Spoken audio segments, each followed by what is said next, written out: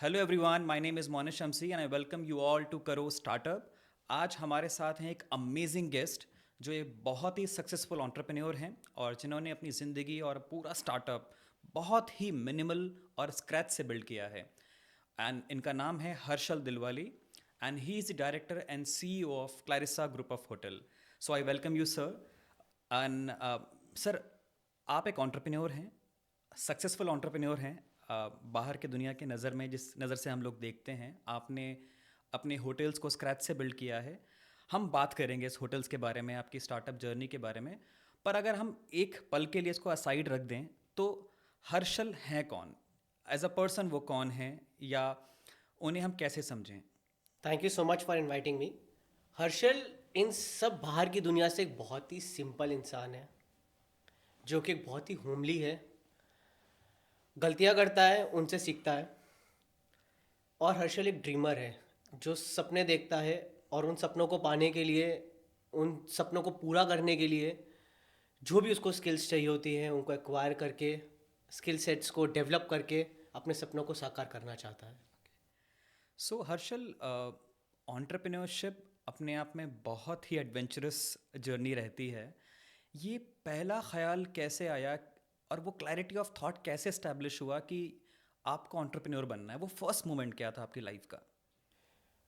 Clarity आपको तब से ही आती है जब आप उस फैमिली के अंदर ही डेवलप होते हैं। मेरी फैमिली शुरू से ही बिजनेस माइंडेड फैमिली थी। हमारे यहाँ पे शुरू से ही बिजनेस किया जाता था। तो क्लैरिटी शुरू से ही थी कि हाँ, अगर आगे चल के कुछ टाइम तक जॉब कर भी ली तो ultimately I have to do the business. And इसी से ही मेरी एक जर्नी स्टार्ट होती है। हाँ, ऐसा नहीं था कि मैं शुरू से ही इंक्लाइंड था बिजनेस के लिए या मेरे को बिजनेस ही करना है। मेरा इंक्लिनेशन, जैसे मैं हर बार कहता हूँ, मेरा इंक्लिनेशन एक जैसे एक आम लड़के का होता है, क्योंकि मैं एक बहुत ही मीडियोकर स्टूडेंट था स्कूल के अंदर। तो जैसे हम दोस्त कहते थे कि यार इंजीनियर बन लेंगे, नौकरी कर लेंगे और फिर देखेंगे क्या होना है, तो मेरा भी लाइफ का वही था, वही एक गोल था कि इंजीनियर बन जाऊंगा, एक नौकरी लग जाएगी और फिर शायद कहाँ से कहाँ ज़िंदगी चली जाएगी। पर कहते हैं ना कि ज़िंदगी आपके हिसाब से नहीं चलती। राइट। एक अलग सा टर्न आया लाइफ के अंदर मेरी, और उस दौरान मेरे फादर ने एक होटल ले लिया और मेरी ज़िंदगी की राह कुछ और हो गई, और मैं होटल लाइन की इंडस्ट्री में घुस गया। और आज जो भी कर रहा हूँ शायद बहुत खुश हूँ, क्योंकि अगर मैं इंजीनियर बनता तो बहुत ही ख़राब इंजीनियर बनता, बहुत ही ज़्यादा ख़राब। लेकिन आज मैं जो भी हूँ बहुत खुश हूँ, बहुत अपनी फील्ड के अंदर मेरे को बहुत खुशी हो रही है करते हुए काम। राइट। तो आई am very happy what I am doing. आपने बहुत ही खूबसूरत बात कही। दो बातें मैं पकड़ना चाहूँगा। एक, आपने कहा कि मैं एक मीडियोकर स्टूडेंट रहा था और रहा हूँ। मैं भी बहुत मीडियोकर स्टूडेंट रहा हूँ और आई थिंक हमारा जो मेजर चंक ऑफ ऑडियंस है, काफ़ी सारे बच्चे रिलेट कर पा रहे होंगे, काफ़ी सारी ऑडियंस रिलेट कर पा रही होगी कि वो मीडियोकर थे। तो अगर आप इसको डिफाइन करना चाहें, मीडियोकर स्टूडेंट की जर्नी डिफरेंट कैसे होती है? वो अलग क्या कर रहा होता है अपार्ट फ्रॉम एकेडमिक्स, अगर आप अपनी लाइफ में जाके देखें? एक मीडियोकर स्टूडेंट और एक फैमिली बैकग्राउंड जब ऐसा हो, बिजनेस बैकग्राउंड, राइट, तो उस इंसान से आपको ज़्यादा उम्मीद नहीं होती। जो सच होता है, वो कहते हैं यार कर लेगा कुछ ना कुछ, मतलब उनसे कुछ ज़्यादा उम्मीद नहीं है। क्या करेगा? बिजनेस ज्वाइन कर लेगा, फैमिली बिजनेस ज्वाइन कर लेगा, या चलो जैसे सब लोग करते हैं, कोई प्राइवेट कॉलेज के अंदर एडमिशन करा देंगे। मतलब उनसे आपको ना कोई एक एक्स फैक्टर वाली फीलिंग नहीं आती कि यार ये एक्स्ट्रा ऑर्डिनरी निकल कर आएगा। वही मेरे साथ भी था लाइफ के अंदर। हम वही लाइफस्टाइल था, एक बहुत ही प्रोटेक्टिव, एक बहुत ही सिक्योर फैमिली के अंदर मेरा बर्थ हुआ, जहाँ पर आई वॉज वेरी बहुत प्रोटेक्टिव एनवायरनमेंट के अंदर मैं रहा हूँ। उम्मीद ज़्यादा नहीं रही है, ठीक है कर लेगा, मतलब ऐसा ही माइंडसेट रहा है। पर there was some people in my life, जैसे मेरी मदर थी, वो बहुत ही एक एजुकेशनल बैकग्राउंड से थी। सो उनका एम्बिशन मेरे को लेकर बहुत डिफरेंट था। शी वॉन्टेड कि अब मैं कुछ करूँ ज़िंदगी के अंदर, कुछ बड़ा करूँ। तो मैंने बस उनको ही फॉलो करा। वो मेरे को जो कहती रही, जो एग्जामिनेशन उन्होंने कहा यार ये एंट्रेंस है, इसको क्रैक करना है, मैंने करता रहा। जब मुझे नहीं पता वो कैसे हुए, क्या हुए, बट यस। हाँ, लेकिन कुछ ऐसे पॉइंट्स आए हैं मेरी लाइफ के अंदर जिन्होंने फिर मेरे को इंक्लाइन करा कि मेरे को कुछ एक्स्ट्रॉर्डनरी कुछ करना है। एक्स्ट्रॉर्डनरी करना है आपको। सो हर्षल, जब कोई इंसान ये ख्वाब देखता है कि उसे एंटरप्रेन्योर बनना है, बिकॉज कई बार ये बहुत फैसिनेटिंग भी होता है और क्योंकि हम फिल्म्स में देखते हैं, बड़े बड़े एड्स में देखते हैं, शार्क टैंक में देखते हैं, तो ग्लैमरस फील होता है और शायद उसके रियल जर्नी अलग होती है। पर जब आपको ये थॉट आया और क्लैरिटी आई, तो कई बार पेरेंट्स भी नहीं चाहते हैं कि बच्चा उतना सोफिस्टिकेटेड और इतना एडवेंचरस पार्ट ले। तो how did you convince your parents कि मैं कॉन्फिडेंट हूँ और मुझे यही करना है? यहाँ पे उल्टा था। यहाँ पे ओके। मेरे पेरेंट्स ने मुझे कन्विंस करा ये करने के लिए। मैं इसके लिए बिल्कुल भी कन्विंस ओके। नहीं था। मेरी फैमिली उस समय दो के अंदर डिवाइड हो गई। एक इंजीनियरिंग करवाना चाहती थी और दूसरा कहते थे होटल मैनेजमेंट करो, क्योंकि हमें होटल चलाना है। राइट। तो मेरे लिए जर्नी ये थी कि मैं कौन सी साइड ऑफ द फैमिली की सुनूं, मदर साइड की father side. But ultimately decision मेरा था, what I have to yes. Do. लेकिन पॉइंट ये भी था, मुझे क्या पसंद है और मैं आगे क्या करना चाह रहा हूँ, इसके लिए मुझे बहुत टाइम लगा राइट। सोचने में। राइट। मतलब देखो, lot of thought, societal pressure भी आता है, फैमिली प्रेशर भी आता है, आपको लोग उस नज़रिए से नहीं देखते।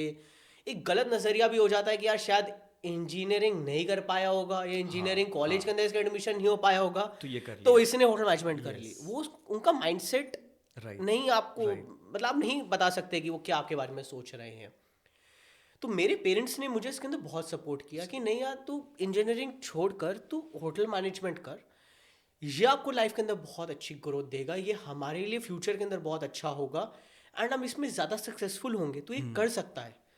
सो उनका सपोर्ट इसमें ज़्यादा था। मैं रिलक्टेंट था वो चीज़ करने के लिए आपको वो इनिशियली। इकोसिस्टम मिला, एक सपोर्टिंग इकोसिस्टम अपने घर से। एब्सोल्युटली, क्योंकि आप एक चीज़ समझिए, आप शुरू से ही फिजिक्स, केमिस्ट्री, मैथ्स ये सब पढ़ रहे हैं, आप आपका दिमाग इंजीनियरिंग के लिए सेट हो चुका है, आपके फ्रेंड्स उस लाइन के अंदर घुस चुके हैं, आपका एडमिशन हो चुका है, आपके बैग्स पैक्ड हैं, एंड सडनली आपने स्विफ्टली एक टर्न ले लिया, एक ऐसा टर्न ले लिया जो आपने कभी नहीं जिंदगी के अंदर करा, आपने सोचा भी नहीं। तो बहुत लाइफ का एक बहुत बड़ा चेंज होता है। और तब आप इतने टाइम तक पढ़ रहे हो, 17-18 घंटे आप पढ़ रहे हो, आपका माइंड ऑलरेडी राइट। ब्लास्ट है। राइट। राइट। तो आप भी सोचते हो कि यार अब कर ही लेता हूँ, नहीं आप राइट। क्यों चेंज करा रहे हो मुझे राइट। इस इंडस्ट्री से। So that was really really tough. इसमें एक बहुत ही इम्पॉर्टेंट बात जो मैं देख पा रहा हूँ, आपने कहा कि मैंने डिसीज़न लिया। It was your decision because family ready थी, पूरा इकोसिस्टम रेडी था। जितने हमारी ऑडियंस है या फिर मैं अपनी बात भी करूँ, हम कई बार इस जगह आके फंस जाते हैं या स्टक हो जाते हैं कि ये डिसीज़न ले या ना ले, बिकॉज हर एक डिसीज़न का एक कॉन्सिक्वेंस होगा। अगर मैं एंटरप्रेन्योर बनना चाहूँगा और डिसीज़न लूँगा तो उसका कॉन्सिक्वेंस भी हो सकता है आई मे फेल और I may not able to venture my scale my startup. तो ये जो डिसीजन मेकिंग की जो एक स्ट्रेंथ है, ये कैसे बिल्ड हुई आपके अंदर कि आप इतने फर्म होके डिसाइड कर पा रहे हैं यही करना है मुझे? इसका बहुत बड़ा एग्जाम्पल है, क्योंकि जब आपके सामने आपने देखा है कि मेरे पेरेंट्स ने एक प्रॉपर्टी ली है, and there is no one else except me to carry forward it, right. You have no other option. Right. You have to train your mind in that way कि अब आपको ये करना है। आपको नहीं सुननी सोसाइटी की, आपको नहीं सुननी दोस्तों की, आपको नहीं सुननी किसी और की, ये डिसीजन आपको लेना आपको। है। एंड ऑफ कोर्स आपके पेरेंट्स का banking is very important. True. क्योंकि मैंने उनको क्लियर कट बोला था कि अगर आप मुझे इस फील्ड के अंदर ले जाना चाह रहे हो, तो मुझे आपका सपोर्ट इसको ग्रो करने में भी चाहिए होगा। Okay. I will be not, ऐसा नहीं होना चाहिए कि मैं यहीं पर स्टक हो जाऊं। ओके। तो उन्होंने भी मुझे उतना ही सपोर्ट किया कि नहीं, if you are giving up engineering, if you are telling you to do that, अगर आप यही करना चाह रहे हो तो हमारा फुल सपोर्ट है, हम इसे आगे ग्रो करेंगे। And I am very happy in both the ways. उन्होंने भी मुझे इक्वली सपोर्ट किया, और मेरे को भी बहुत अच्छा लगा वो करके, क्योंकि मैं अपने एक कंफर्ट जोन से बाहर आया, मैं एक नई फील्ड के अंदर आया जहाँ पे मुझे बहुत कुछ सीखने को मिला। ओके। सो मैं आपकी प्रोफाइल जब मैं देख रहा था और मैं आपको स्टॉक कर रहा था आपसे मिलने से पहले, एंड आई सॉ कि आपने बहुत टाइम स्पेंड किया है, गोल्ड मेडलिस्ट रहे हैं आप, आपने मैनेजमेंट की पढ़ाई भी करी है, आपने लॉ की पढ़ाई भी करी है। क्या एक अच्छा एंटरप्रेन्योर बनने के लिए ये कितना इम्पॉर्टेंट और रेलिवेंट है कि आप पढ़ाई उसका एक बेंचमार्क हो या मैनेजमेंट पढ़ना उसके लिए एक बेंचमार्क हो? क्या कितना आपको इसने हेल्प किया बेसिकली आपकी एकेडमिक जर्नी ने? सी, मैं हर एक आदमी को कहता हूँ, या हर एक एंटरप्रेन्योर को कहता हूँ, relevant education is important. Right. आज ये चीज़ मैं अपने ऊपर ही लागू करता हूँ। अगर मैंने होटल मैनेजमेंट ना की होती तो शायद मुझे उसके ऑपरेशंस नहीं आते, मुझे समझ नहीं आता वो 4 डिपार्टमेंट क्या होते हैं, होटल चलाते कैसे, डिज़ाइन कैसे करते हैं, how to control, how to write, make, how to form the standard operating procedures, right, how to develop the ecosystem of the hotel. Okay, मुझे नहीं आता। लेकिन अगर आप बोलो कि होटल मैनेजमेंट करके क्या मैं होटल या कंपनी चला सकता हूँ, तो नहीं, that is also not right. Hotel चलाना और कंपनी चलाना 2 डिफरेंट चीज़ें हैं। राइट, होटल मैनेजमेंट करके आप जनरल मैनेजर बन सकते हो, आप कंपनी के सीईओ नहीं बन सकते। राइट, बन भी जाओगे तो ठीक है, it will take lot of time, आपको एक्सपीरियंस लगेगा। इसको लोग गलत सेंस के अंदर ले जाएंगे, ऐसा नहीं है, आप बन सकते हो सीईओ, लेकिन टाइम लगेगा, एक्सपीरियंस लगेगा, आपको सीखना पड़ेगा, बहुत जगह जॉब करनी पड़ेगी, and थोड़ा सा टाइम डिवोट करना डिवोट पड़ेगा। करना पड़ेगा, लेकिन मैंने उसका बाद एमबीए करी, राइट, जिसने मेरे को और एक्सपीरियंस दिया कि मैं होटल के बाहर भी सो सकता हूँ, मेरी दुनिया होटल के अलग भी है, मैं एक्सप्लोर भी कर सकता हूँ। मार्केटिंग सिखाई मुझे, एंटरप्रेन्योरशिप सिखाई, कंपनी चलाना सिखाया, ऑपरेशंस बेटर करने सिखाए, फाइनेंसेस हैंडल करने सिखाए, क्राइसिस मैनेजमेंट सिखाया, which is very much important, analytics सिखाया, आजकल एआई भी घुस गया है तो Yes. एआई भी वो सिखा रहे हैं। राइट, सो ये सब चीज़ें आपको एक मास्टर्स के अंदर आपको सिखाई जाती हैं, एक graduation, under graduate in specific, मतलब एक स्पेसिफिक सब्जेक्ट के ऊपर आपको नहीं सिखाई जाती। अगर मैं अपने एक और डिग्री लॉ की बात करूँ तो ठीक है, वो सब लोग करें ना करें, मैं उसके ऊपर कमेंट नहीं करना चाहता, मेरा कोई और रीजन हो सकते हैं उसे करने के, लेकिन your education will always be with you for your life absolutely, and it will help you in some और द अदर वेज। तो मुझे हर एक मेरी एजुकेशन ने मुझे मेरे बिजनेस में, मेरे आज जो मैं कर रहा हूँ उसके अंदर हेल्प किया है। So relevant is very much important. So मेरा नेक्स्ट क्वेश्चन यहीं से ड्राइव हो रहा है कि जब आपने एमबीए किया और बहुत सारे बच्चे अपना बैचलर्स डिग्री, मास्टर्स डिग्री करते हैं, बीकॉम कर रहे हैं, एमबीए कर रहे हैं, लॉ कर रहे हैं, आपके नज़रिए से what will be that one piece of advice उस स्टूडेंट के लिए जिसके आंखों में सपना है, कुछ करना है, कुछ बड़ा करना है, पर वो सिर्फ क्लासरूम में है और क्लासरूम में अपनी एजुकेशन ग्रैब कर रहा है, पढ़ रहा है, सारी एकेडमिक जर्नी अपनी पूरी कर रहा है, आप उसे क्या एडवाइस करेंगे कि वो कॉलेज के अलावा अपने या कॉलेज के दौरान ऐसा क्या एक्स्ट्रा एडिशनल करे जिससे उसकी स्किल्स शार्पन हो पाए, जिससे वो एक बेटर और रिफाइंड पर्सन बन पाए? बिकॉज अगर एमबीए 2 साल का है वो। मैं एक बहुत सिंपल सा टिप देता हूँ हर स्टूडेंट को, या कभी भी मैं कॉलेजेस वगैरह में जाता हूँ, don't do any course for just sake of doing that, because that will not help you in any ways. Right, आपने अगर बीकॉम भी करना है या चलो इंजीनियरिंग भी करनी है, एमबीए भी करनी है, सिर्फ टैग लगाने के लिए मत करो, राइट, उसका कोई यूज़ नहीं होगा। आपने अपना 2 इयर्स 3 इयर्स 4 इयर्स उस कोर्स के लिए डिवोट करा है, और आपने सिर्फ टाइम ही डिवोट नहीं करा, आपके पेरेंट्स का हार्ड एंड मनी उसके ऊपर लगाया, आप अपनी नहीं तो आप उनके लिए सोच लो, राइट, राइट। आप 4 साल वहाँ पर जो चीज़ सीख सकते हो वो आप कहीं नहीं सीख सकते पूरी लाइफ के अंदर।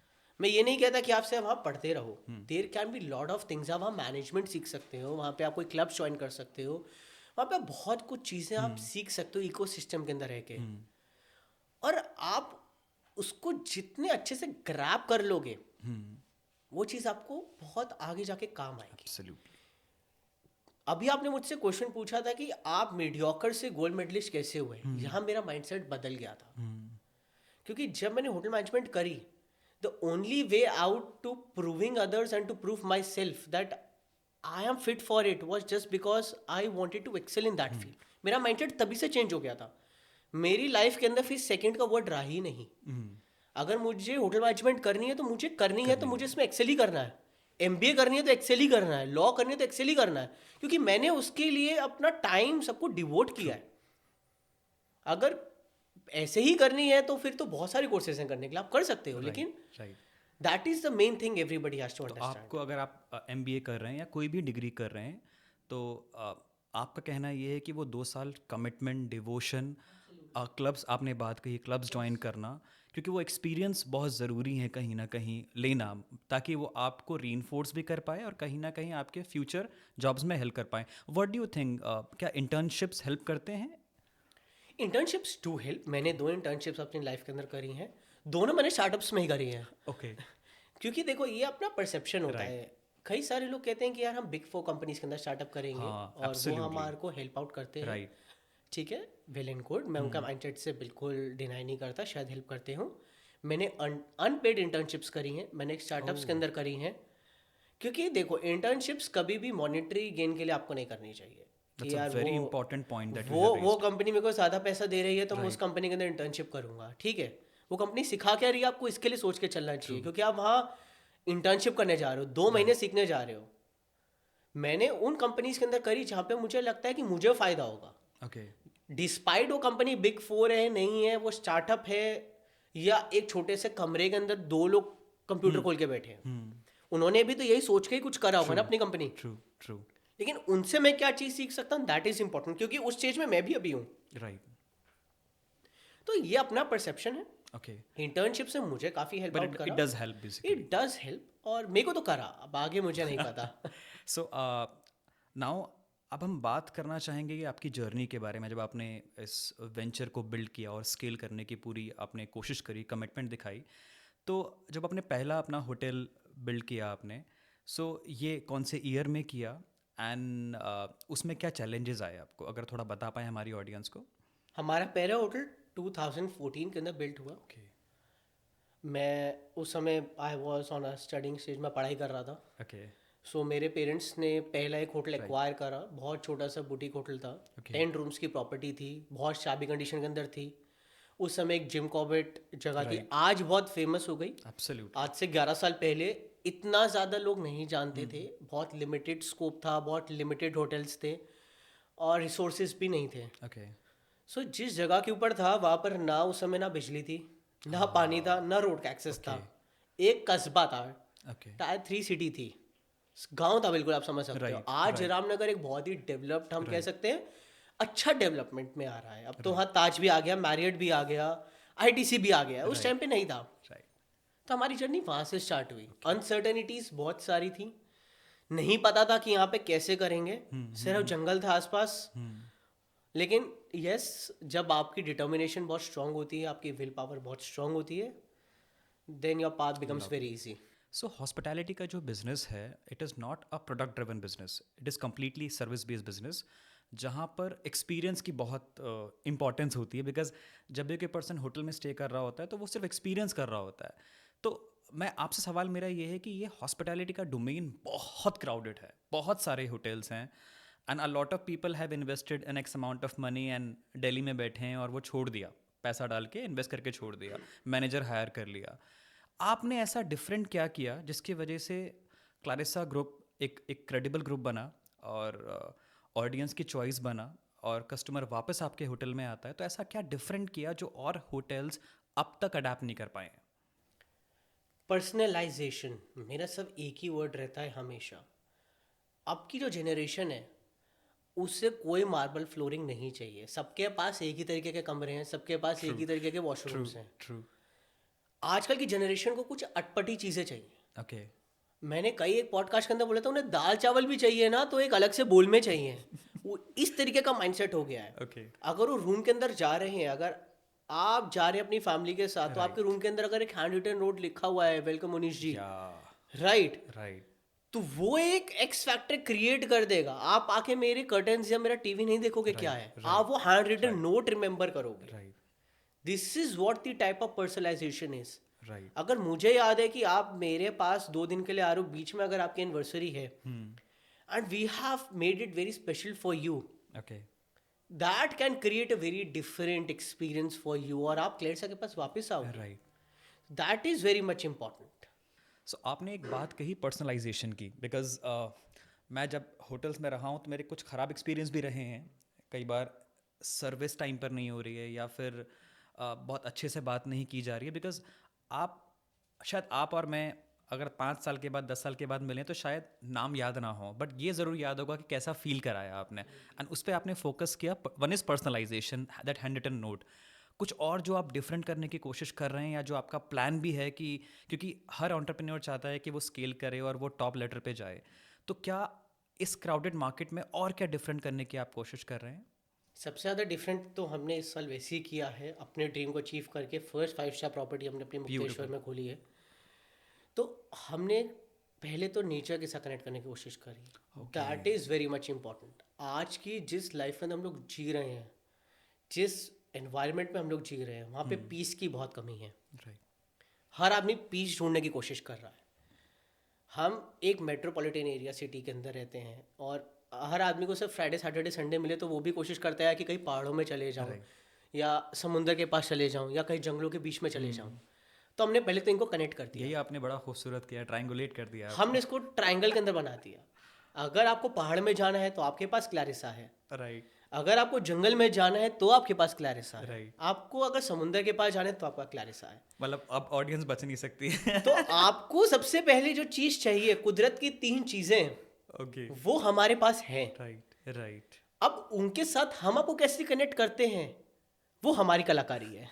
ब्यूटीफुल। ये आपने पूरा ट्रायंगुलेट बड़े खूबसूरती से किया है। आपने ऐसे स्पॉट आइडेंटिफाई किए हैं जहाँ पर, बिकॉज कहीं ना कहीं रीज़न होता है ये कि मुझे सी के पास रहना है, या मुझे बिल्कुल डेंस जंगल में रहना है जहाँ बिल्कुल इंटेंस नेचर हो, या माउंटेन्स में रहना हो मुझे।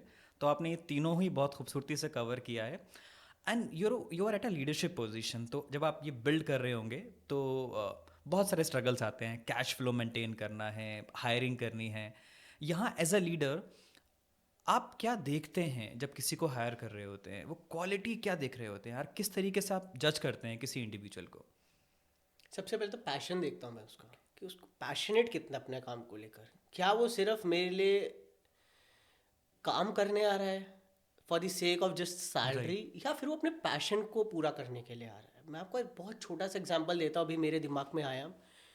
There is one employee which I am just hiring it right now. I am not taking the name of the employee, he is joining very soon, he has not yet joined, I just taken his interview last week. Okay. He is a very very senior person, very senior, he might be 45 44, काफ़ी as के होंगे। And he applied in our industry, मतलब हमारी company का उन्होंने apply करा, and had a very small position. मैंने कहा सर क्यों करा आपने, किस लिए करा आपने, मतलब you have capability of you know going along in some other company, आप बहुत बेटर कर सकते हैं, आपके पास बहुत अच्छा एक्सपीरियंस है, आप क्यों करना चाह रहे हैं। कहता मेरा पैशन है हॉस्पिटैलिटी इंडस्ट्री। वो सुन के मुझे क्लिक हुआ। आई हैड बेटर एम्प्लॉयज़ उनसे ज़्यादा, मतलब बेटर भी हो सकते हैं, आई एम नॉट सेइंग कि वो बुरे थे, एम्प्लॉयज़ बेटर भी थे, एज फैक्टर भी था, हम जो दिमाग के अंदर रखते हैं, age factor is also one thing. Education भी हो सकती है उनकी बेटर हो, क्योंकि यंग है, दिमाग उस तरीके का उनका हो सकता है, चले उनसे बेटर हो सकता है, सैलरी भी उनसे कम ले रहे हैं, but I hired him, he is joining. मतलब मैं अब उनकी इस पर्टिकुलर डेट नहीं बताऊंगा, समझ जाएंगे, but so we can congratulate him. या बट टेरिफिक पर्सन यार, टेरिफिक। मैंने उनको, उन्होंने मेरे से बहुत करा कि सर बस मुझे वापस से कम बैक करना है इस इंडस्ट्री के अंदर। वाओ। मैंने इंडस्ट्री को छोड़ दिया है, पर मैं समझ गया कि मैं इस इंडस्ट्री के लिए ही बना हूँ। मेरे को नहीं चाहिए पैसा, मुझे नहीं चाहिए, बस मेरे को इस इंडस्ट्री के अंदर कम बैक करना है, इसलिए मैं इस जॉब के लिए अप्लाई कर रहा हूँ। That passion I look forward to. एक एंटरप्रेन्योर के लिए आई थिंक बड़ा ज़रूरी है कि कितना वो पागलपन है, मैडनेस है और पैशन है काम करने को लेके।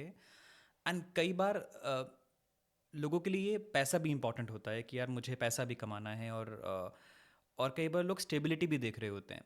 तो मेरा सवाल यहाँ से भी आ रहा है आपके लिए कि मैं आपके अभी देख रहा था, मैनेजर से बात कर रहे थे, तो आपने बड़ा ही ह्यूमिलिटी के साथ ये कहा, ये आपका ही है, ये आपका ही प्रॉपर्टी है, ये आपका ही ऑफिस है, ये आपकी ही कंपनी है।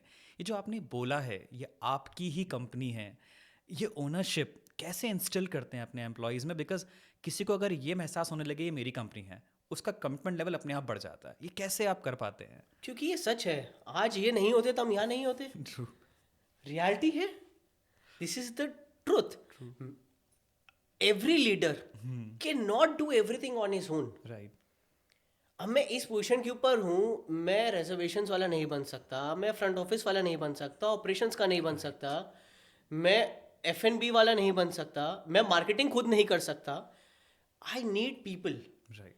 एंड वो पीपल मेरे साथ तभी होंगे जब मैं उन्हें ऐसा एटमॉस्फेयर दूंगा, जब मैं उन्हें एक होमली फील दूंगा, राइट, एक फैमिली का फील दूंगा। And I am very proud to say, अभी तक हमारे पास जितने भी एम्प्लॉयज हैं, they are more than 10 years old with us, decade हो चुके हैं एम्प्लॉयज को। एंड बीइंग इस पोजीशन के ऊपर बैठे बैठे, the best thing what we do is internal promotions. Wow. हम दूसरे आदमी को लेकर आए अपनी कंपनी के, तो उससे अच्छा हम अपने आदमी को ही प्रमोट करें ना. They should feel valued in a company. उससे हमारे को इतना टाइम दिया है, एंड इनफैक्ट मैं उनसे सीखा हूँ. There are employees who are much elder to me, they are 40s, and they are उन्होंने मुझे ग्रो होते हुए देखा और मैंने उनको ग्रो होते हुए अपनी कंपनी के अंदर देखा. उन्होंने मुझे तब ज्वाइन करा था, तब मैं कुछ नहीं था, और आज वो मेरे साथ हैं. तो उनकी इंपॉर्टेंस मेरे लिए फैमिली की तरह ही है. I treat them as a family, और मैं उन्हें क्यों ना करूं. उन्होंने मेरे स्ट्रगल के टाइम के ऊपर मुझे सपोर्ट करा है, सो आई ऑल्सो सपोर्ट देम. आपके बारे में तो बहुत ही एक पॉजिटिव बात मैं कैच कर पा रहा हूँ, जब आपने 2-3 बार जिक्र किया, मेंशन किया that you have hired people जो आपसे एज से ज़्यादा हैं, आपकी 40s में हैं या 40 ऊपर हैं, and you are younger than them. तो कई बार ऐसा भी होता है कि when people see at a younger age और वो ग्रो कर रहा है लीडरशिप पोजीशन पे, तो ईगो क्लैश होता है. How do you manage it? रोज होता है, बार बार होता है, एवरी डे होता है. और मैं आपको इसकी कहानी भी बताता हूँ. अगर आप मेरे से पूछना चाहोगे क्या होता है एमबीए के बाद लड़के का दिमाग खराब होता है. कोई भी बंदा एमबीए कर कर आएगा ना, उसके दिमाग के अंदर एक ही चीज़ होगी कि वो इसको नेक्स्ट यूनिकॉर्न बना लेगा, और वहीं पर ही वो फेल हो जाएगा. हाँ. जब मैंने एमबीए करा खत्म, तो मेरा दिमाग के अंदर वही था कि भैया अब मैं अपनी कंपनी को यूनिकॉर्न बना लूंगा. ओके. अब मेरे पास एक होटल है, मैं इसे 100 होटल बना लूंगा, करोड़ों रुपए होंगे और ऐसा होगा. पर ऐसा नहीं होता.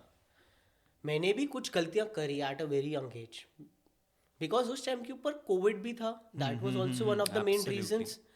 नहीं समझ पाया क्राइसिस कैसे हैंडल करने हैं. कई बार हो जाता है, आप बहुत यंग होते हो, आपके पास एजुकेशन होती है, एक्सपीरियंस नहीं होता, और एम्प्लॉयज भी होते हैं जो आपको ये सोचते हैं यार अभी तो आया है, अभी तो है. राइट. आपको उनके साथ माइंडसेट बिठाने में बहुत साल लग जाते हैं. मुझे आज 6-7 साल हो गए माइंडसेट बिठाते बिठाते, आज भी 80% ही बैठा है. क्योंकि मैं थोड़ा सा और बेटरमेंट की तरफ जाना चाह रहा हूँ कि शायद हम आज के हिसाब से मार्केटिंग करें या आज के हिसाब से होटल को रन करें. वो कहीं ना कहीं अभी भी ट्रेडिशनल वे में रन करना चाह रहे हैं. गलत वो भी नहीं है, वो सेफ खेलना चाह रहे हैं. मैं थोड़ा फ्रंट फुट के ऊपर खेलना चाह रहा हूँ. Right. So both are not wrong in the ways, but sitting together we can work it out. लड़ाई नहीं होगी तो बेटरमेंट नहीं होगी. बेटरमेंट नहीं होगा, डिफरेंसेस नहीं होंगे तो आई थिंक किसी वो point पर जरूरी है. आगे आपकी जरूरी फैमिली के अंदर भी होते हैं. ट्रू. आप जब तक उनके साथ नहीं लड़ोगे अपनी बात के लिए, वो आपके साथ नहीं लड़ेंगे, तो हम कंक्लूजन के ऊपर कैसे आएंगे. हम तो इन्हीं के साथ लड़ लेते हैं कई बार कि यार क्यों नहीं हो पाया ये. सर आपको नहीं पता, नहीं हो पाया तो ऐसे ही होता है. ठीक है, ऐसे होता है, do it. Okay. So you give them chance to do whatever they believe. वो अपने आप को एक्सप्लोर कर रहे हैं, मैं अपने आप को एक्सप्लोर कर रहा हूँ. Exploration is very much important. So you respect those boundaries basically. Absolutely. यार देखो, वो बहुत एक्सपीरियंस में हमसे आगे होंगे, और मैं उसमें डिनाई नहीं कर सकता यार. ठीक है, मैंने पढ़ा है, मैं अपनी पढ़ाई को ही एक्सपीरियंस की तरह इस्तेमाल कर सकता हूँ. वो मार्केट में रहकर एक्सपीरियंस को इस्तेमाल कर सकते हैं. एजुकेशन इज अब इसमें एक अलग फुट स्टेप ले लेती है. पर अगर मैं उनको रिस्पेक्ट नहीं करूँगा जो वो कर रहे हैं, then I will hamper my business only. वो मन मुटाव एक टीम के अंदर नहीं होना चाहिए. आप टीम है, आप एक ही साइड के ऊपर रह के खेलो ना. आपस में खेलने का कोई फायदा नहीं है एक्चुअली में. तो कई बार ऐसा होता है कि फाउंडर्स जब नया बिजनेस स्टार्ट कर रहे होते हैं, they are very much attach the title. मैं सीईओ हूँ या मैं डायरेक्टर हूँ, मैं फाउंडर हूँ, तो वो टाइटल छोड़ना बड़ा मुश्किल हो जाता है लोगों के लिए. एंड वो कई बार ऐसा भी होता है कि मैं फाउंडर हूँ तो मैं ठीक हूँ. ये जब आपको आके चैलेंज करते हैं एम्प्लॉयज़, यही अपने आप में बहुत बड़ी अचीवमेंट है. मैं मानता हूँ आपने ऐसा कल्चर बिल्ड कर लिया जहाँ वो आपके चैलेंज कर पा रहे हैं. एंड उसके बाद कितना, मान लीजिए कि किसी एम्प्लॉय से गलती होती है आपके, और एक बार हुई, 2 बार हुई, तो आप कैसे उसको हेल्प करते हैं नेविगेट करने में? जब तक एम्प्लॉय आपके साथ फ्री नहीं है ना अपनी बात कन्वे करने के लिए, it's not only professional, personally भी अगर वो आपके पास अपना दुख लेकर नहीं आ सकता ना, then you are not a good leader. आप सिर्फ कंपनी चला रहे हो बॉस, आप ग्रो नहीं कर रहे हो. अगर मेरा एम्प्लॉय आके मुझसे ये नहीं बोल सकता कि सर मेरी वाइफ आज बीमार है, मुझे 10 दिन की छुट्टी चाहिए. लवली. या बॉस मेरे को आज छुट्टी पे चाहिए, आई एम फ्रस्ट्रेटेड, मैं नहीं कर पा रहा हूँ, मुझे एक ब्रेक चाहिए. तो you are not a leader. आप उसको नहीं समझ पा रहे. आप सिर्फ एक मशीन चला रहे हो. क्योंकि अल्टीमेटली आपको भी तो कभी ना कभी ब्रेक चाहिए होगा. True. There can be a time जहाँ पे मैं भी फ्रस्ट्रेट हो सकता हूँ.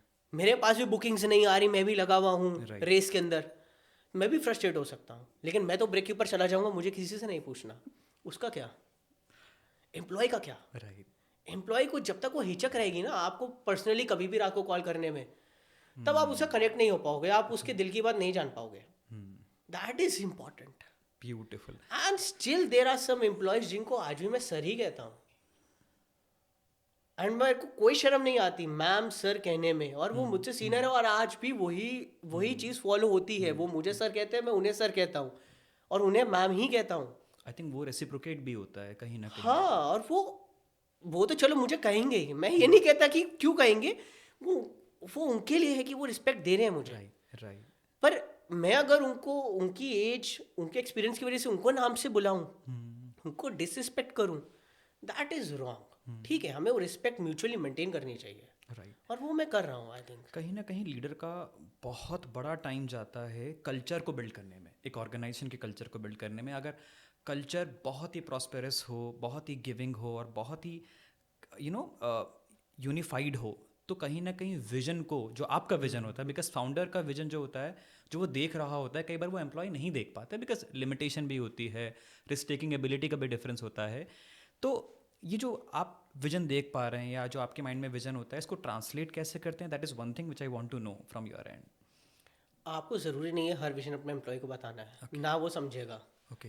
क्योंकि एम्प्लॉय का विजन कुछ और होगा, आपका विजन कुछ और होगा. एम्प्लॉय का विजन होगा मैनेजर से सीनियर सेल्स मैनेजर बन जाए, हाँ. या सीधा वाइस प्रेसिडेंट बन जाए. वो कभी आपके विजन से देख नहीं पाएगा. आप उसको अपने विजन में रहने दो, आप अपना विजन करो, दोनों को मिला दोगे तो गड़बड़ी होगी. ओके. आप चीज समझिए. तो दोनों अपने पाथ के ऊपर चलो, that is very much important.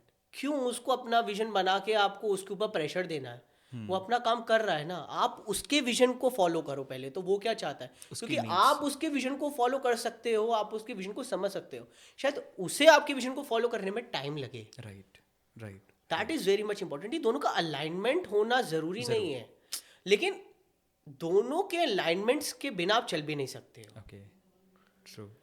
तो बात बिल्ड होने में टाइम लगता है. आपको अपना विजन उसको हो सकता है 10 साल तक बताना पड़े राइट. कि यार मेरा ये विजन है, ये विजन है. आज तक मुझे अपना विजन बताना पड़ रहा है, वो नहीं समझ रहे हैं. सर ऐसे ही होता है. यही सवाल का यही जवाब मुझे डेली आता है, क्योंकि मैं उन्हें विजन नहीं बता पाता. And secondly sustainability. आपकी कंपनी सस्टेनेबिलिटी को कितना महत्व दे रही है, ये फैक्टर है. अगर उसे टाइम से उसको सैलरी मिल रही है, आपकी कंपनी अच्छा सस्टेन कर रही है, उसको उसके बुरे वक्त पर उसको सपोर्ट कर रही है, that is important. That is important.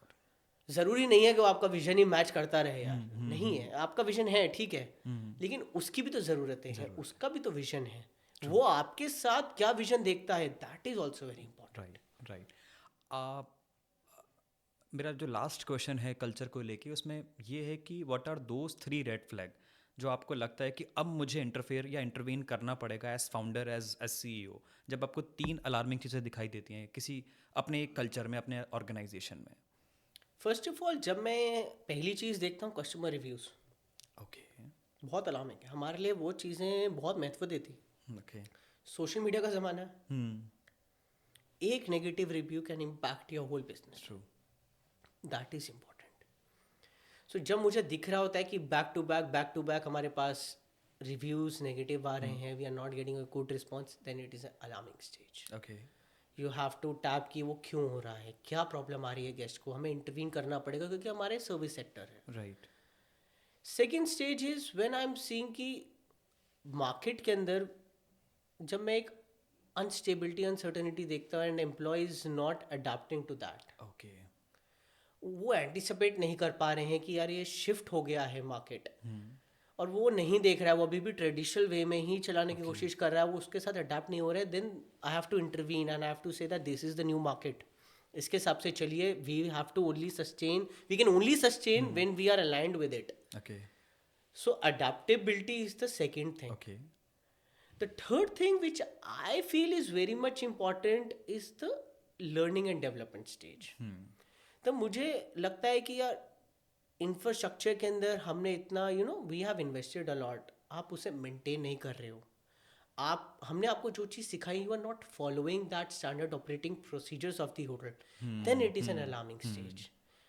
अगर आपको दिन में 2 बार बेडशीट बदलनी है and you are not changing it, then it's an alarming stage. You are not only hampering, the guest experience, you are hampering the bedsheet also, Right. our infrastructure also.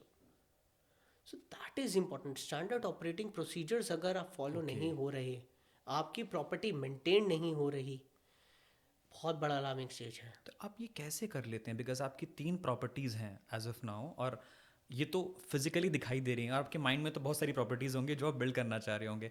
आप मुक्तेश्वर में हैं, राइट?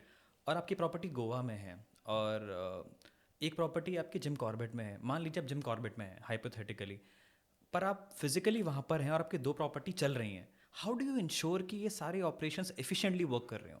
ये कैसे कर पाते हैं? बिकॉज बहुत सारे स्टार्टअप फाउंडर्स छोड़ ही नहीं पाते अपनी टीम को, वो स्केल कर ही नहीं पाते इस चक्कर में कि उन्हें बार बार फिजिकली प्रेजेंट होना पड़ता है वहाँ पे.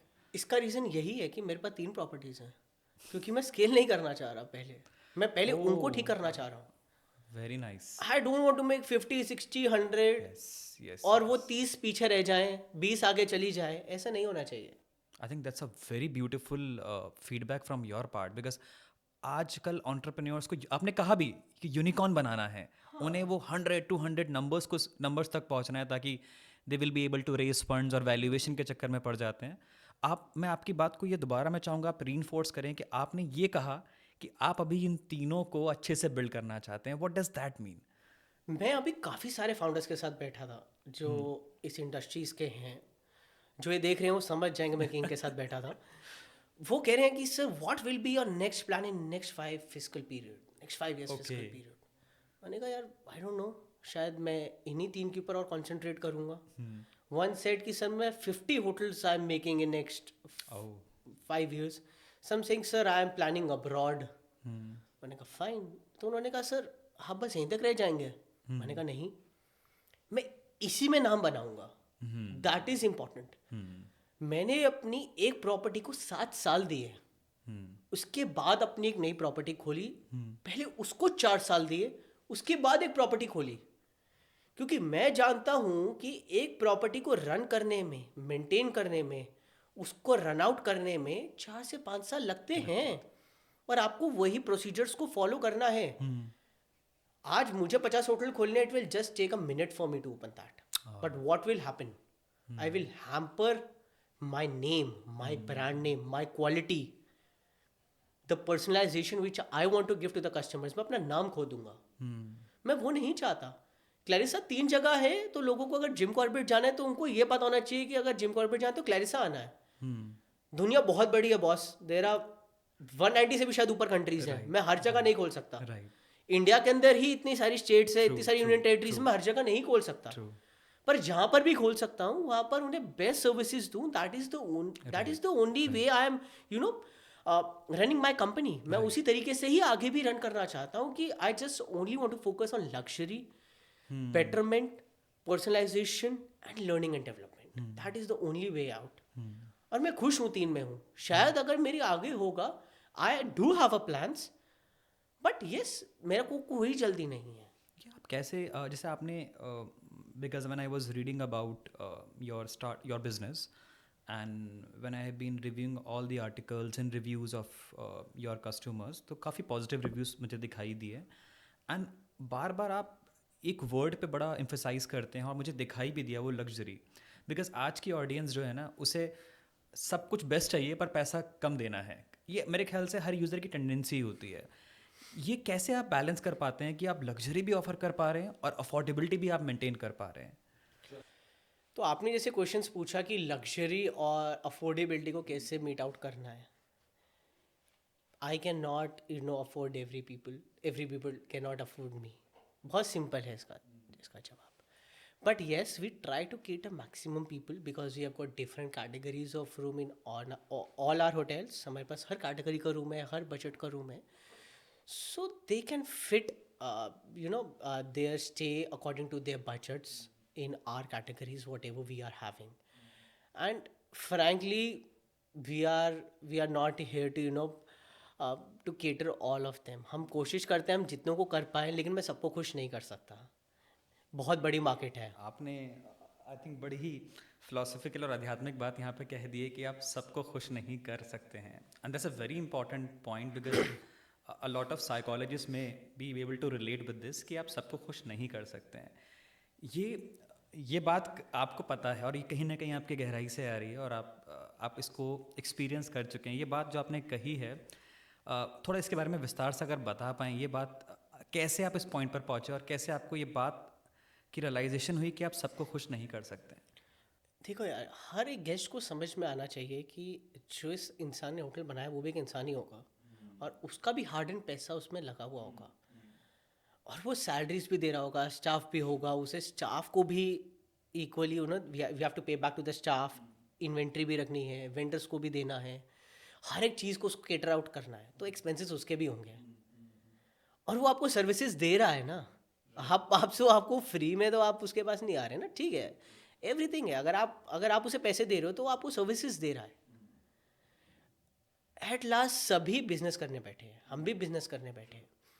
हो सकता है मुझसे बेटर बहुत सारे होटल्स हैं और मुझसे नीचे भी बहुत सारे होटल्स हैं। मैं ये नहीं कहता कि यार मेरा होटल बेस्ट है। इफ़ यू थिंक कि अगर मेरे से बेटर सर्विस दे सकता है आपको, है, you are most welcome to go there. मेरे पास ये सर्विस है, मेरे पास ये है मेरे रूम का चार्ज। अगर आपको लगता है कि this fits in your budget, if this fits what you are dreaming of in your vacation, you are most welcome to come. अतिथि देवो भव। वेरी सिंपल यार, मैं नहीं कर सकता। There are more than hundreds of people whose families are on stake on me, मतलब उनकी फैमिलीज मेरे पर डिपेंडेंट है। देयर फैमिलीज ऑन स्टेक, और ये चीज़ मैंने फील करी कोविड में। उनके पास नहीं है यार, हम लोग फॉर्चुनेट हैं, हम लोग मतलब we have that to sustain in the market, fortunate enough. वो नहीं है कि फैमिलीज स्टेक पे है, उनकी जॉब के ऊपर, मतलब दे आर डिपेंडेंट। कहीं ना कहीं पूरी साइकिल है, अगर इसमें से कुछ भी अफेक्ट होगा तो पूरी cycle is gonna be affected. Okay, so आपका जो इतना बड़ा वेंचर है और आप जो ये बिल्ड कर भी रहे हैं, आपने एक बात कही थी, मैं उसको लाना चाह रहा हूँ डिस्कशन में, कि आपको ये पता है that you have the power to start 50 hotel like at the earliest. आपको पता है, आपके पास वो पावर है, आपको वो रियलाइजेशन भी है। उसके बाद उस टेम्पटेशन पे काबू पा पाना, and you are still focusing on building those 3 hotels जो आपने स्टार्ट किए हैं। How how are you able to manage और कंट्रोल योर टेम्पटेशन? एक्सपीरियंस के साथ आ जाता है। 2-3 साल पहले यही था 50 होटल करने हैं। रोज़ घर में यही होता था। I use to go to my father कि आज 50 करने, 60 करने। ही सेड पहले 2 तो संभाल। That was his answer. उस समय लगता है कि यार 2 तो बहुत आसान है, कर लेंगे, वेरी वेरी सिंपल, करो। सो दैट एक्सपीरियंस जब हम खुद करने बैठते हैं ना, वो यू गेट टू नो यार इट्स डैम टफ, आसान नहीं है। ही सेइंग में तुझे 50 भी कर सकते हैं, हम 60 भी कर सकते हैं, और मुझे पता है मैं 50 भी कर लूँगा, बट क्या वो सस्टेन कर पाएंगे इन the market in next couple of years, या चलो और 10 साल भी मैं उसे सस्टेन कर पाऊंगा? That is the big problem. एक जो एंटरप्रेन्योर हमें सुन रहा है और देख रहा है अभी, he or she may focusing on sustainability, that is one aspect, and at the same time the person also focuses on scalability. तो अगर आपको एक एंटरप्रेन्योर को एडवाइस देनी है कि आपका कितना परसेंट फोकस सस्टेनेबिलिटी पे होना चाहिए और कितना परसेंट स्केलेबिलिटी पे? पहले तो आपको नीश एक छोटे से स्टार्ट करना चाहिए, then only you can decide your sustainability and then scalability. You devote time to your business, that is very much important. ये मैं सभी के लिए कहता हूँ, मैं सिर्फ एक एंटरप्रेन्योर्स के लिए नहीं कहता। आजकल मेरे ही एज के बहुत सारे लोग हैं जो बार बार हर 2-2 महीने के बाद बिजनेस शिफ्ट कर रहे हैं। ये नहीं चला ये दे दो, ये नहीं चला ये दे दो। वो नहीं होना चाहिए। टाइम दो बिजनेस को। बिजनेस एक बच्चे की तरह होता है, उसे ग्रो करने के लिए सालों लग जाते हैं। उसके पिन पॉइंट्स होते हैं, आप उन्हें पिन अप करते हो, देखते हो क्या कमियां हैं, कैसे उसे बेटर कर सकते हो। तो आपको टाइम देना पड़ता है बिजनेस को। जब तक आप 100% श्योर नहीं हो जाते कि ये बिजनेस अब सस्टेन कर लेगा मार्केट के अंदर आने वाले 5 साल, डोंट थिंक अबाउट स्केलेबिलिटी। आप नहीं कर सकते। क्या आपके पास वो बिजनेस आपको इतना रिटर्न दे रहा है कि अगर वो बिजनेस आने वाले 2 साल या 3 साल ना चले तो आप बिजनेस को सस्टेन कर लोगे? अगर आपका आंसर नहीं है तो you are not grown enough, अभी आपका बिजनेस ग्रो नहीं हुआ है, अभी आपका बिजनेस स्टेबल नहीं हुआ है, तो अभी स्केलेबिलिटी नहीं होनी चाहिए। ओके, सो आप ये जो होटल बिजनेस होते हैं कई बार ये सिर्फ होटल प्रमोट नहीं कर रहे होते हैं, उस एरिया की जो यूएसपीज़ होती हैं कहीं ना कहीं वो प्रमोट हो रही होती हैं। मुक्तेश्वर की आपने बात करी, गोवा की एक अलग स्पेशलिटी है। एंड आई एम 35 और मैं क्लास 11 से गोवा का मेरे माइंड में ड्रीम था कि गोवा जाएंगे, गोवा जाएंगे, हम बहुत बात करते हैं स्कूल डेज़ में। देन जिम कॉर्बेट, तीनों की अपनी स्पेशलिटी हैं और कहीं ना कहीं कोई भी बिजनेस वहाँ की इकोनॉमी को थ्राइव करने में बहुत हेल्प करता है। सो अगर हम तीनों लोकेशंस को देखें तो अगर तीनों की एक अलग अलग स्पेशलिटी क्या है आपके पॉइंट ऑफ व्यू से, and what do you think कि इन तीन एरियाज़ में किस और तरह की डेवलपमेंट की नीड है?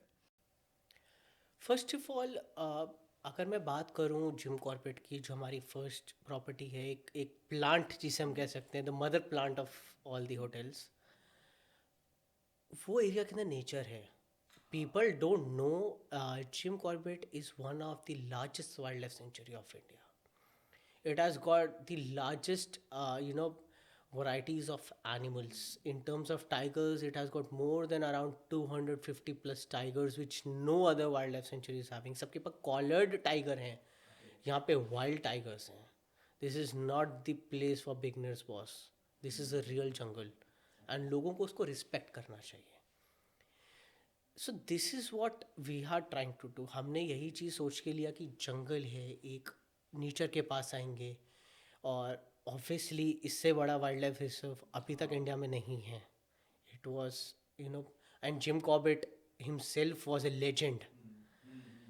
सो दिस इज़ वॉट उसकी स्पेशलिटी है. जंगल सफारी स्पेशलिटी है. एक Girija temple is one of the, बहुत मान्यता है उस टेम्पल की, तो दैट इज़ उसकी स्पेशलिटी है. इफ़ आई टॉक अबाउट एक चीज़ जो ठीक होनी चाहिए, capping on constructions, illegal leasing मत करो. Don't spoil the nature. Government should take a cap on that. आप अगर रन नहीं करना चाहते ना होटल, क्यों बना के उसे लीज के ऊपर दे रहे हो? रन तो करो, चलाओ. एंड जो लीज ले रहा है उसे पता नहीं है मार्केट को कैसे चलाना है. ही इज जस्ट होटलियर बनने के लिए लीज ले लेते हैं. They are spoiling the market. There should be a cap on that. हम भी तो, हाँ, मैसिव, मतलब हर दूसरे दिन एक नया होटल खुल रहा है. ठीक है, आप होटल खोलो तो चलाओ भी तो. क्यों लीज दे रहे हो? तो they should be capping on that. You should only give to the people who knows how to run the hotel, who knows what is the market around. Don't spoil that. Do you think कि इस market में ऐसे लोग भी enter कर रहे हैं, with all due respect, कि उनका जो उद्देश्य है, ऑब्जेक्टिव है, is not to serve people, और basically their objective is to make money, mint money, और जिसकी वजह से वहाँ की लोकेलिटी भी अफेक्ट हो रही है, वहाँ के लोकल्स भी अफेक्ट हो रहे हैं? रीज़न ही यही है. वन ऑफ द रीज़न नहीं है, रीज़न ही यही है. 100% रीज़न यही है. बिकॉज लीजिंग बहुत आसान हो गई ना. होटल बनाओ, लीज के ऊपर दे दो. उनको कोई फ़र्क नहीं पड़ता लोगों से, और लीज वाले को भी कोई फ़र्क नहीं पड़ता है. उसने तो लीज निकालनी है. उसको क्या फ़र्क पड़ेगा क्वालिटी से, पर्सनलाइजेशन से, सस्टेनेबिलिटी से? उससे कोई फ़र्क नहीं पड़ता. वो 6 महीने के बाद उसकी लीज चेंज हो रही है. 6 महीने के बाद दूसरा नाम हो रहा है कि होटल का. आज वो XYZ है, 6 महीने के बाद ABC हो जाएगा. तो आप क्या करोगे? आज आप XYZ के अंदर रुके हो, आप देख रहे हो 6 महीने के बाद दूसरी होटल का नाम ये, और उसी में जाके रुक रहे हो. तो क्या क्रेडिबिलिटी है? और आप बनाए जा रहे हो. मतलब दे शुड बी कैप. मतलब गवर्नमेंट को इसके ऊपर एक इंटरवीन करना चाहिए. They should put a stop on that. Absolutely, absolutely. आप लाइसेंसेस लो ना खोलने के, तब पता लगेगा. यू परचेज द लैंड, आप करो ना, कन्वर्जन्स लगाओ, कैपिंग लगाओ, एक सर्टन अमाउंट फिक्स करो कि इस इतने स्टार्स के होटल का इतने रेट से कम में आप रूम बेच ही नहीं सकते. Do the capping and then see कि कितने होटल सस्टेन कर पाएंगे मार्केट में. शायद इसका रीज़न ये भी है कि लोकल्स भी रिवॉल्ट करने लगे हैं, कहीं ना कहीं अफेक्ट होने लगे हैं उनकी डेली लाइफ से भी. सी, लोकल्स का सिस्टम बहुत अलग हो चुका है. लोकल्स को क्या फ़र्क पड़ रहा है? लोकल्स अपनी ज़मीन बेच रहे हैं, they are shifting to Delhi. They are shifting. उन्हें वहाँ पे क्या मिलेगा खेती बाड़ी करके? और आधों को तो वही जॉब दे देते हैं, तो उनको तो जॉब भी मिल गई. उनको टेक्निकली तो उनकी ज़मीन का पैसा भी मिल रहा है, उसके ऊपर उन्हें जॉब भी मिल रही है, और वो पैसे को री इन्वेस्ट करके वहाँ से भी पैसे कमा रहे हैं. टेक्निकली जो हैम्पर हो रहा है वो ओनर हो रहा है जो प्रॉपर्टी खुद चला रहा है. क्योंकि उसने पैसा लगाया, वो एक सर्विस देना चाहता है, एक क्वालिटी देना चाहता है, वो उसे नहीं मिल रही, वो नहीं दे पा रहा आगे। क्यों? क्योंकि उसके पास कंपटीशन खड़ा हो गया। राइट। सो मेरा एक सवाल ऐसे भी आ रहा है अभी, बिकॉज आपने एक अतिथि देवो भव की बात करी। बिकॉज हमारा देश, अगर हम इतिहास की बात भी करें और आज की बात भी करें, हमारा देश ने हमेशा होस्ट किया है। हमारे देश में डाइवर्स लोग आते हैं और डाइवर्सिटी यहाँ है भी। एंड कई सारे जब फॉरेनर्स आते हैं, वो they stay here, they also experience a lot of things जो हमारे इंडिया में हैं, चाहे वो हारमनी हो, चाहे वो डिफरेंट कल्चर हों, डिफरेंट फेथ हों। बट एक चीज़ और बड़ी सिग्निफिकेंटली हो रही है कि जब लोग चाहते हैं, I don't want to name any territory और एनी स्टेट, बट कूड़ा बाहर फेंकना, प्लास्टिक बॉटल थ्रो करना, and what I feel is कि एक बैड इंप्रेशन लेके जा रहे हैं वो कहीं ना कहीं फॉरेन कंट्री में। जब आप ऐसे होटल ओनर्स होते हैं, आप किस तरह का स्टैंड लेते हैं या किस तरह से इंटरवेन करते हैं ताकि उस एरिया की सस्टेनेबिलिटी अफेक्ट ना हो, वहाँ की ग्रीनरी अफेक्ट ना हो? मैं सिर्फ चिमकॉबेट या कुछ ऐसे एरियाज की बात करता हूँ जो बहुत सेंसिटिव जोन्स हैं। फर्स्ट ऑफ ऑल, वहाँ पे dim lightings are allowed. We cannot have halogen lights because they hamper the wildlife. We cannot focus the lights on the jungle. There are certain strict rules and regulations. There are certain decibels of music system की volume के. So we have to play the music below that decimal volume which has been set by the forest department, and we respect that. Apart from that, they have done the electrical fencing. We have also done the fencing. So we also try to, tell the guests that please respect those areas. Don't throw anything outside the boundary. जानवर ने आके खा लिया, ultimately there is a problem. Don't feed the animals. Please don't do that, क्योंकि आपको नहीं पता आपके लिए वो खाना अच्छा है, जानवरों के लिए नहीं है. So respect to those things. People are coming. हमने आपको बोला है कि आप रात को don't go on the designated area. That is for your safety. That is for your safety. वहाँ पे कुछ आ गया, then hotel will be blamed. Please don't do that. So these are certain types of things which we follow. There are certain licenses which we take, which are very much important. Sanitization license, hygiene license, health license, pollution license. So ये बहुत important हो जाते हैं आसपास के area के लिए, उस जंगल के लिए, उस को एक ब्यूटी को मेंटेन करने के लिए. And these are very much important. Constructions के ऊपर देर इज़ अ लिमिट. आप 2 फ्लोर नहीं बना सकते, 3 फ्लोर आप नहीं बना सकते. That is very good.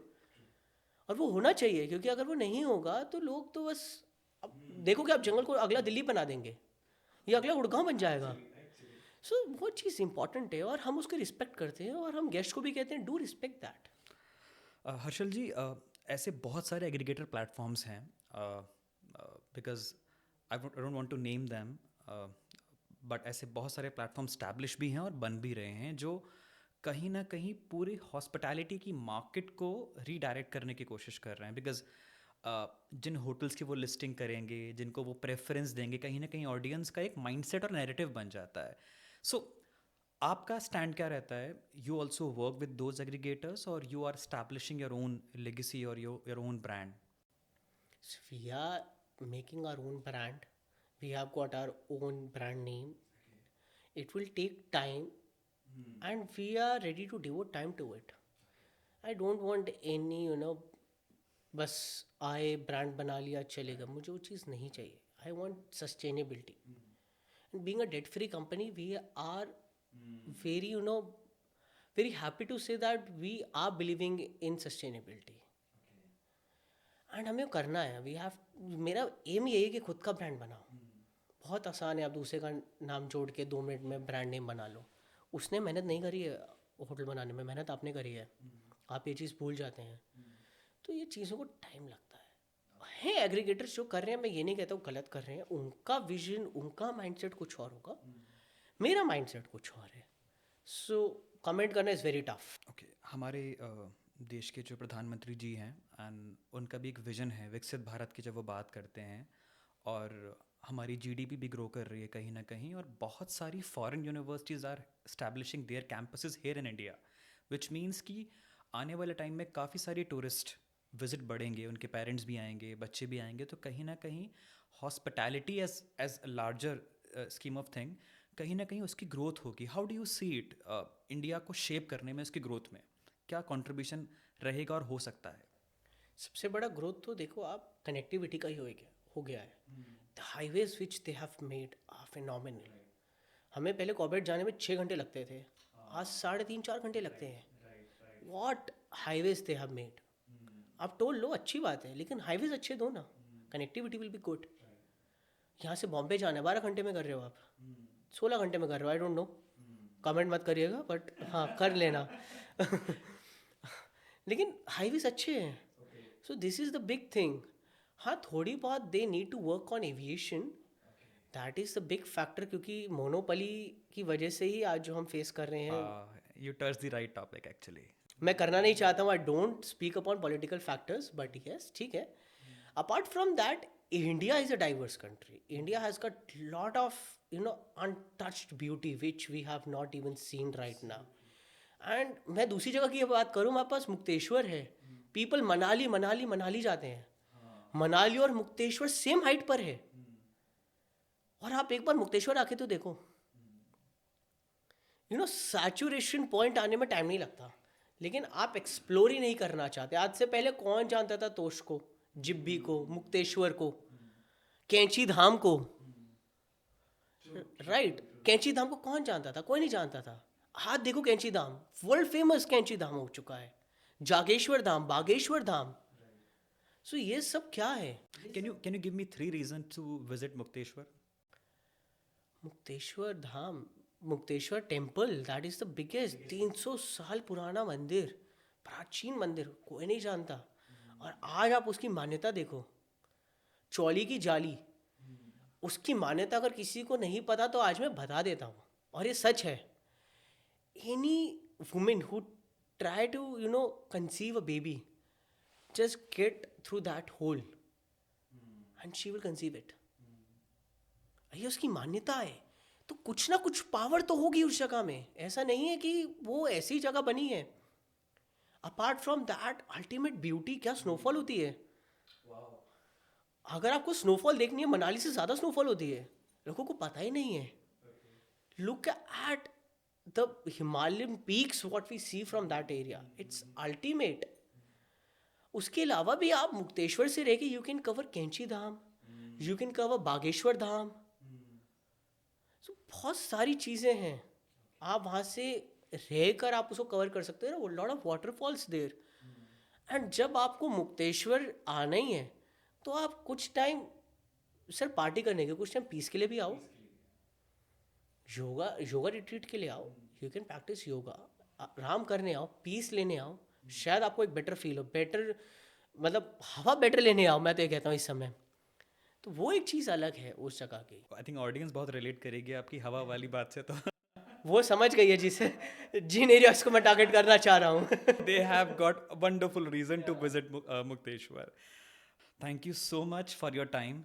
And मैं अभी सारे व्यूवर्स को ये रिक्वेस्ट करूँगा कि ये बहुत ही अमेजिंग कॉन्वर्जेसन रही, और कुछ ना कुछ हमारे लिए इसमें है सीखने के लिए. बिकॉज सीखने वाले के पास अगर इस तरह की कॉन्वर्जेसन आती हैं तो बहुत कुछ निकाला जा सकता है. And I would request all of you to follow us on our YouTube and Instagram channel by Karo Startup, and would also request you all to follow Harshal Dilwali on Instagram. Thank you so much for joining us today.